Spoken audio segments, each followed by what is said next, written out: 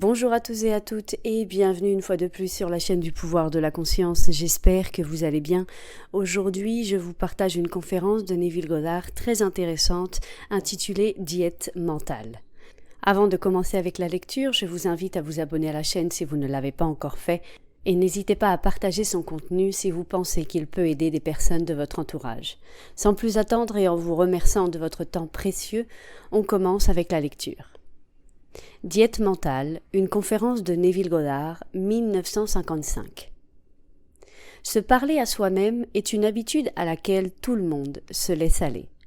Nous ne pourrions pas arrêter de nous parler à nous-mêmes plus que nous ne pourrions arrêter de manger ou de boire. Tout ce que nous pouvons faire, c'est contrôler la nature et la direction de nos conversations internes. La plupart d'entre nous sont totalement inconscients du fait que nos conversations internes sont la cause des circonstances de notre vie. On nous a dit que, comme un homme pense dans son cœur, ainsi est-il. Mais savons-nous que les pensées de l'homme suivent les traces laissées par ses propres conversations internes ? Pour faire en sorte que les traces auxquelles il est attaché aillent dans la direction qu'il veut suivre, il doit écarter sa conversation précédente, ce qui est appelé dans la Bible l'homme ancien, et être renouvelé dans l'esprit de son esprit. La parole est l'image de l'esprit. Donc, pour changer son esprit, il doit d'abord changer sa parole. Par parole, on entend les conversations mentales que nous entretenons avec nous-mêmes. Le monde est un cercle magique d'innombrables transformations mentales possibles, car il existe un nombre infini de conversations mentales possibles. Lorsque l'homme découvrira le pouvoir créatif de la parole interne, il accomplira sa fonction et sa mission dans la vie. Alors, il peut agir en vue d'un but. Sans une telle connaissance, il agit inconsciemment. Tout est une manifestation des conversations mentales qui se déroulent en nous sans que nous en soyons conscients. Mais en tant qu'êtres civilisés, nous devons en prendre conscience et agir avec un objectif. Les conversations mentales d'un homme attirent sa vie. Tant qu'il n'y a pas de changement dans sa parole interne, l'histoire personnelle de l'homme reste la même. Prétendre changer le monde avant de changer notre parole interne revient à lutter contre la nature même des choses. L'homme peut tourner en rond dans le même cercle de déception et de malheur, ne les voyant pas comme causés par sa propre parole interne négative, mais causés par les autres. Cela peut sembler insensé, mais c'est une question qui se prête à la recherche et à l'expérimentation. La formule que le chimiste illustre n'est pas plus certainement probable que la formule de cette science par laquelle les mots sont revêtus d'une réalité objective. Un jour, une jeune fille m'a raconté ses difficultés à travailler avec son patron. Elle était convaincue qu'il critiquait et rejetait injustement ses meilleurs efforts. En écoutant son histoire, je lui ai expliqué que si elle pensait qu'il était injuste, c'était un signe sûr qu'elle-même avait besoin d'un nouveau sujet de conversation. Il ne faisait aucun doute qu'elle était en train de discuter mentalement avec son patron, car les autres ne font que répéter ce que nous leur chuchotons en secret. Elle a avoué qu'elle discutait mentalement avec lui toute la journée. Quand elle a réalisé ce qu'elle faisait, elle a accepté de changer ses conversations internes avec son patron. Elle s'est imaginé qu'il l'avait félicitée pour son bon travail et qu'elle avait à son tour remercié son patron pour ses compliments et sa gentillesse. À son grand plaisir, elle a très vite découvert que son propre comportement était la cause de tout ce qui lui arrivait. Le comportement de son patron s'est inversé. Il reflétait, comme il l'avait toujours fait, ses conversations mentales avec lui. Je vois rarement une personne sans me demander à quelle conversation elle est attachée.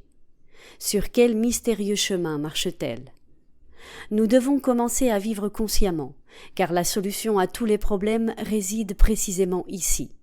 Le deuxième homme, le Seigneur du ciel en chacun de nous, essaie de prendre conscience de lui-même dans le corps, afin de pouvoir s'occuper des affaires de son Père. Mais quelles sont ses tâches ? La tâche est d'imiter son Père, devenir le maître du monde, le maître de notre discours intérieur, afin de pouvoir façonner notre monde à l'image du royaume de l'amour. Le prophète a dit « Soyez des imitateurs de Dieu, comme des enfants bien-aimés. Comment pourrais-je imiter Dieu? Eh bien, on nous a dit que Dieu appelle les choses qui ne sont pas comme si elles étaient vues, et ce qui n'est pas vu devient vu. C'est ainsi que la jeune fille a réclamé les compliments et la gentillesse de son patron. Elle a entretenu une conversation imaginaire avec son patron sur la base de l'idée qu'il avait loué son travail, et il l'a fait. Nos conversations internes représentent de différentes manières le monde dans lequel nous vivons. Nos mondes individuels sont des révélations de notre propre discours intérieur. On nous a dit que chaque mauvais mot que les hommes prononceraient, ils en rendraient compte. Car par leurs paroles, ils seront justifiés, et par leurs paroles, ils seront condamnés. Nous nous abandonnons à la parole interne négative, mais nous espérons néanmoins conserver le contrôle de la vie. Nos conversations mentales présentes ne reculent pas dans le passé comme l'homme le croit. Elles avancent dans le futur pour nous être représentées comme des paroles épuisées ou inversées. Ma parole, dit le prophète, ne me reviendra pas vide, mais accomplira ce qui me plaît et réussira dans toutes les choses pour lesquelles je l'ai envoyée. Comment enverrai-je ma parole pour aider un ami? J'imaginerai que j'entends sa voix, qu'il est physiquement présent, que ma main est sur lui. Ensuite, je le féliciterai pour sa bonne fortune, lui disant que je ne l'avais jamais vu aussi bien. Je l'écouterai comme si je l'entendais. J'imaginerai qu'il me dit qu'il ne s'est jamais senti aussi bien, qu'il n'a jamais été aussi heureux.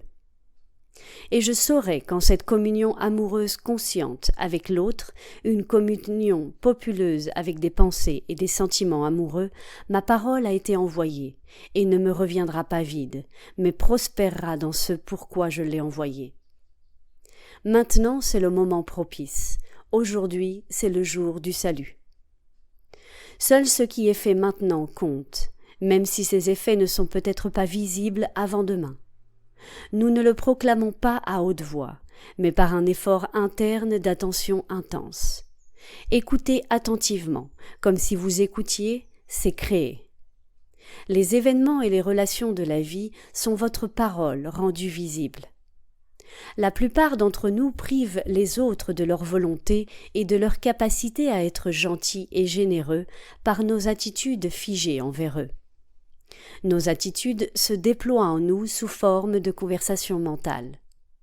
Parler internement à partir de prémices de désirs accomplis est le moyen de créer consciemment les circonstances. Nos conversations internes sont constamment façonnées autour de nous en événements. Par conséquent, ce que nous voulons voir et entendre à l'extérieur, nous devons le voir et l'entendre à l'intérieur, car le monde entier manifesté va nous montrer quel usage nous avons fait de la parole. Si vous pratiquez cet art de parler internement, contrôlé, vous saurez aussi quelle émotion c'est que de pouvoir dire « Et maintenant je vous l'ai dit avant que cela n'arrive, afin que lorsque cela arrivera, vous puissiez croire. » Vous serez capable d'utiliser consciemment votre imagination pour transformer et canaliser les immenses énergies créatives de votre parole interne du niveau mental, émotionnel au niveau physique. Et je ne sais pas quelles sont les limites, s'il y en a, à un tel processus. Quel est votre objectif? Votre parole intérieure est-elle en accord avec cet objectif? Elle doit être en accord, comme vous le savez, si vous voulez atteindre votre but. Car comme le prophète l'a demandé, peuvent-ils marcher ensemble sans être mis d'accord? Et bien sûr, la réponse est non, ils ne peuvent pas. Les deux qui doivent être d'accord sont votre conversation interne et l'état désiré. C'est-à-dire que ce que vous désirez voir et entendre à l'extérieur, vous devez le voir et l'entendre à l'intérieur. Chaque étape du progrès de l'homme est faite par l'exercice conscient de son imagination, faisant concorder sa parole intérieure avec son désir accompli. Lorsque nous contrôlons notre parole intérieure, en la faisant concorder avec nos désirs accomplis, nous pouvons laisser de côté tous les autres processus. Alors nous agissons simplement avec une imagination et une intention claire. Nous imaginons le désir accompli et entretenons des conversations à partir de cette prémisse. La parole intérieure correcte est celle qui serait la vôtre si votre idéal se réalisait. En d'autres termes, c'est la parole du désir accompli. Maintenant vous comprendrez à quel point les anciens étaient sages quand ils nous disaient dans l'hermétisme, et je cite, « Il y a 2 dons que Dieu a accordés uniquement à l'homme et à aucune autre créature mortelle. Ces 2 dons sont l'esprit et la parole, et le don de l'esprit et de la parole est équivalent à celui de l'immortalité. Si un homme utilise ces 2 dons correctement, il ne différera en rien des immortels, et quand il quittera son corps, l'esprit et la parole seront ses guides, et par eux il sera conduit à la légion des dieux et des âmes qui ont atteint la sainteté. Avec le don de l'esprit et de la parole, vous créez les conditions et les circonstances de la vie. Au commencement était la parole était avec Dieu, et la parole était Dieu. La parole, dit Hermès, est le Fils, et l'Esprit est le Père de la parole. Elles ne sont pas séparées l'une de l'autre, car la vie est l'union de la parole et de l'Esprit. Vous et votre parole intérieure ou parole êtes un. Si votre esprit est un avec vos conversations intérieures, alors être transformé en esprit, c'est être transformé en la conversation. Ce fut un aperçu de la vision la plus profonde qui enseigna à Paul en écrivant « Écartez-vous de la conversation précédente, de l'homme ancien, qui est corrompu, et soyez renouvelés dans l'esprit de votre esprit. Adoptez l'homme nouveau. » Adopter l'homme nouveau et être renouvelé dans l'esprit de votre esprit, c'est changer votre conversation intérieure, car parole et esprit sont un. Un changement de parole est un changement d'esprit. Le prophète Samuel a dit « Le Seigneur m'a parlé et sa parole était sur ma langue. » Si la parole du Seigneur était sur la langue du prophète, alors la bouche du Seigneur qui a prononcé la parole doit être l'esprit du prophète, car les conversations intérieures proviennent de l'esprit et produisent des petits mouvements de parole dans la langue. Le prophète nous dit que la bouche de Dieu est l'esprit de l'homme, que nos conversations intérieures sont la parole de Dieu créant la vie sur nous comme nous la créons en nous-mêmes. Dans la Bible, il vous dit que la parole est très près de vous, dans votre bouche et dans votre cœur, pour que vous puissiez la faire.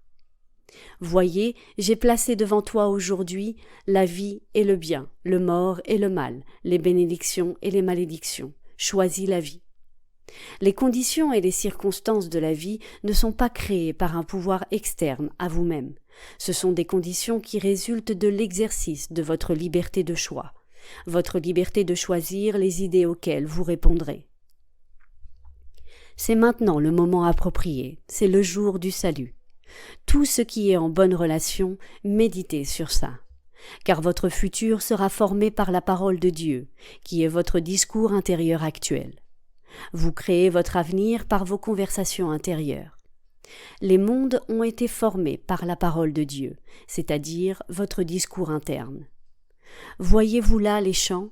Le sésame était sésame, le maïs était maïs, le silence et l'obscurité savaient. Telle est la destinée d'un homme né, la lumière de l'Asie. Car les fins correspondent aux origines. Si vous voulez récolter le succès, vous devez semer le succès. L'idée dans votre esprit qui lance tout le processus en marche est l'idée que vous acceptez comme vérité. C'est un point important à saisir, car la vérité dépend de l'intensité de l'imagination par des faits.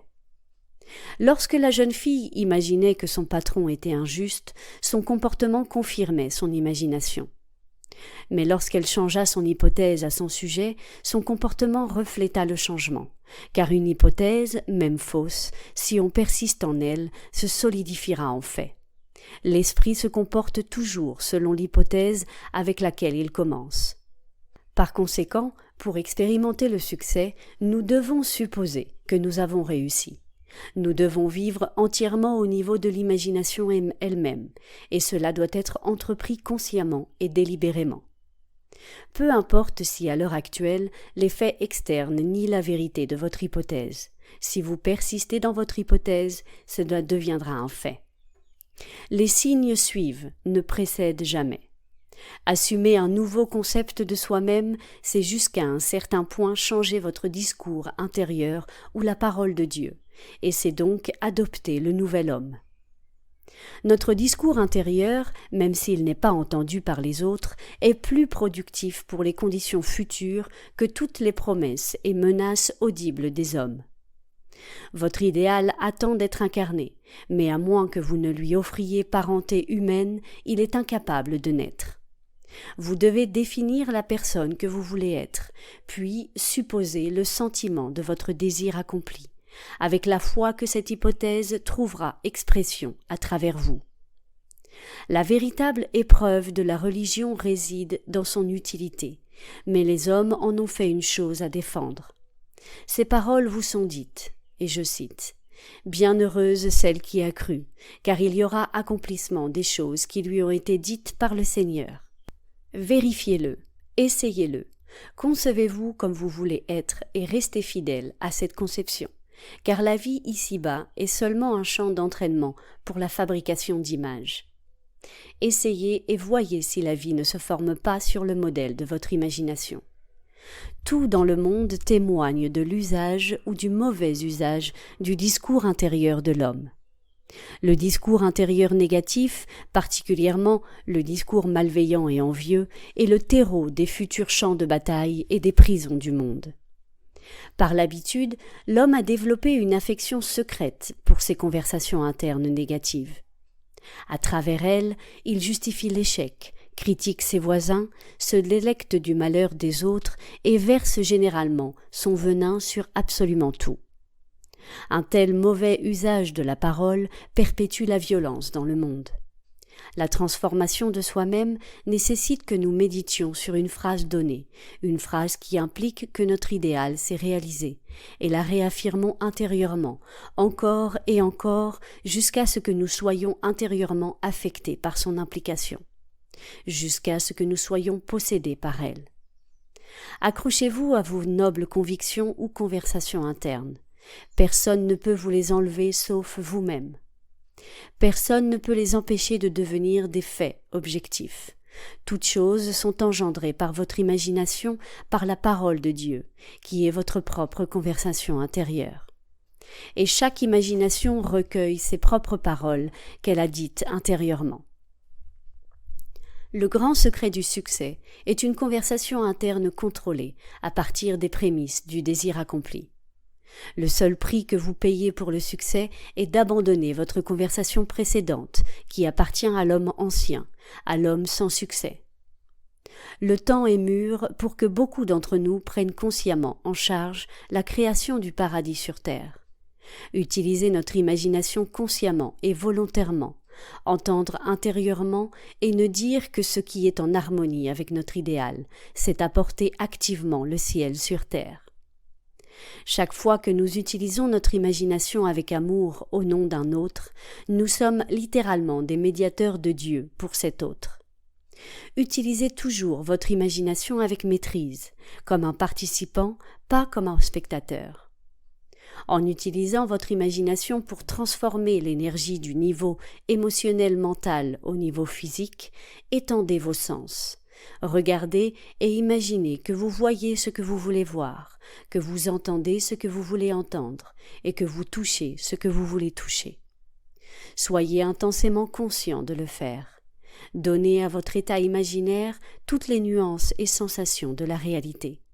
Continuez à le faire jusqu'à ce que vous éveillez en vous l'état d'esprit de l'accomplissement et la sensation de soulagement. C'est l'utilisation volontaire active de l'imagination, contrairement à l'acceptation involontaire passive des apparences. Par cette utilisation volontaire active de l'imagination, le deuxième homme, le Seigneur du ciel, est éveillé en l'homme. Les hommes appellent l'imagination un jouet, la faculté de rêver, mais c'est vraiment la porte même de la réalité.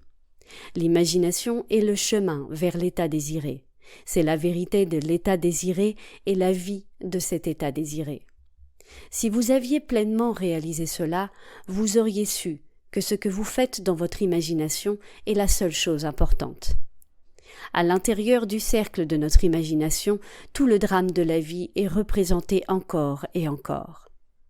Par l'utilisation audacieuse et active de l'imagination, nous pouvons tendre la main et toucher un ami à 10 000 kilomètres de distance, et apporter la santé et la richesse aux lèvres desséchées de son être. C'est le chemin pour tout dans le monde. Comment pourrions-nous fonctionner autrement au-delà des limitations charnelles? Mais l'imagination exige de nous une expérience plus complète de nos rêves dans le présent. À travers les portails du présent doit passer la totalité du temps. Imaginez que l'autre partie est ici et que maintenant, c'est maintenant. Essayez-le et voyez-le. Vous pouvez toujours dire que si vous avez réussi à rendre le rêve futur un fait présent en observant votre discours interne. Si vous dites intérieurement ce que vous diriez audiblement si vous étiez physiquement présent et physiquement en mouvement là-bas, à cet endroit, alors vous avez réussi. Et vous pouvez prophétiser, à partir de ces conversations internes et des états d'esprit qu'elles éveillent en vous, quel sera votre avenir. Car seul un pouvoir fait un prophète, l'imagination, la vision divine. Tout ce que nous rencontrons est notre parole rendue visible. Et ce que nous ne comprenons pas maintenant est lié par affinité avec les forces non reconnues de notre propre conversation interne et les états d'esprit qu'elles éveillent en nous.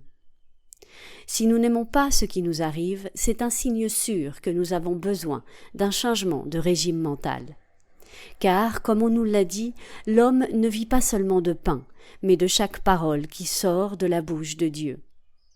Et ayant découvert que la bouche de Dieu est l'esprit de l'homme, un esprit qui vit des paroles ou de la parole intérieure, nous devrions nourrir notre esprit uniquement de pensées nobles et aimantes. Car avec les paroles ou la parole intérieure, nous construisons notre monde. Laissez la main seigneuriale de l'amour accroître votre faim et votre soif pour tout ce qui est noble et de bonnes relations, et que votre esprit ait faim avant de lever votre main vers une coupe que l'amour n'a pas remplie ou une tasse que l'amour n'a pas bénie. Que vous n'ayez jamais à dire encore une fois « Qu'ai-je dit ? Qu'ai-je fait ? Ô toute puissante parole humaine !»